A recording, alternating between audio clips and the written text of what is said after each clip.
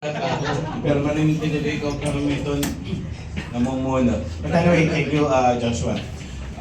For in behalf of the province of Samar, through our Governor Sharian Tan, we would like to thank our resource persons and of course, Office of Civil Defense, Region 8, through RD Lord Torrecarion, and for giving us this training, for granting this training, kasi rin-request natin mga training sa Office of Civil Defense and giving us these resource persons with us, Sir Jerry, actually batchmate ko niya ICS, pero hiya na doon mas nakakatanda haamon. And Sir Mark, all the way from Laguna, thank you so much. Raiden is from Tacloban, but he came from Manila to be with us. And of course, si Andrew has to go back to Tacloban.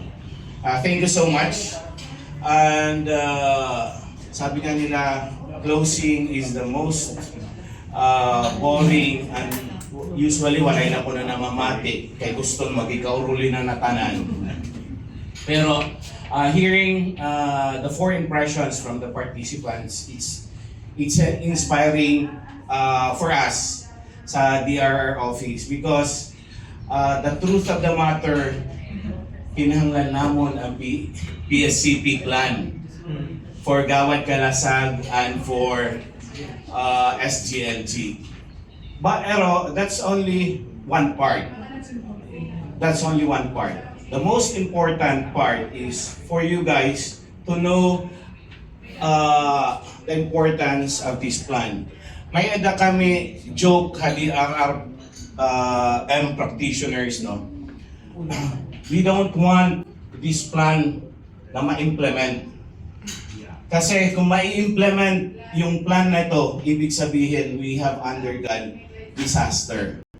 But it's always good to be prepared and to know what to do with this plan of the provincial government. I know for the fact, especially for the permanent employees and even the ginpadara na mga employees who are not yet permanent, you were surprised why come for this training. Our own offices has its own tasks, mission, vision, and services to give to the people of Samar. With this, we want to share the importance of this plan for us to continue serving the people of Samar. If and when a disaster would happen, usually based on Yolanda experience, di rin maaram kung ano ni himuon.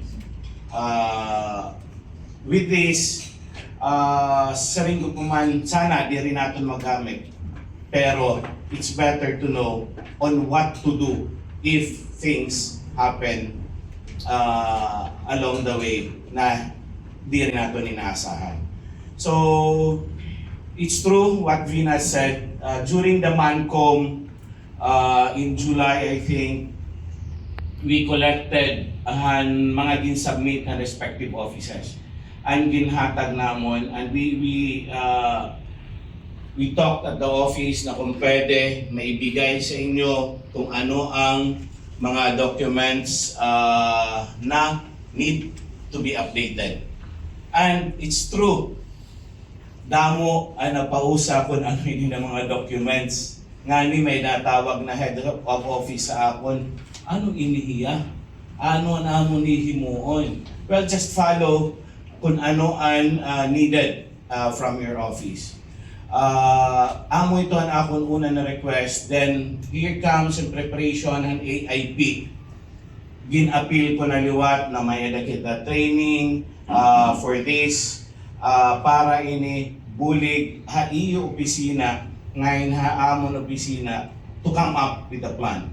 But all in all, not only that we will be serving to our respective offices, but we are helping the province of Samar to be ready if and when things happen na diri unta na hinabo, no? So another request ko, which I think this coming Mancom, kung nirahino man ang ginpa-attend, which is kamo na ani, I would request each and every department heads of the province na kung pwede, kamo na gihapon an maging focal person of your respective offices with regard to the PSCB. Because damo an information na dapat i-share sa iyo, which amo gihapon na napon appeal.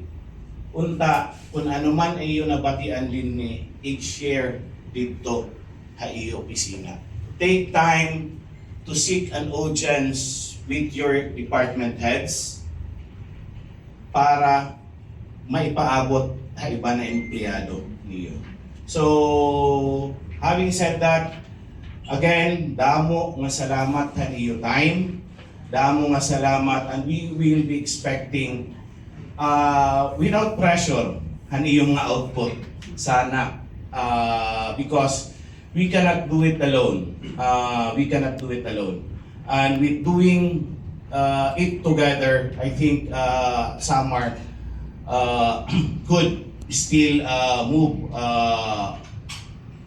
for the betterment of our people here in Samar. So damo nga salamat ug mapay nga agad.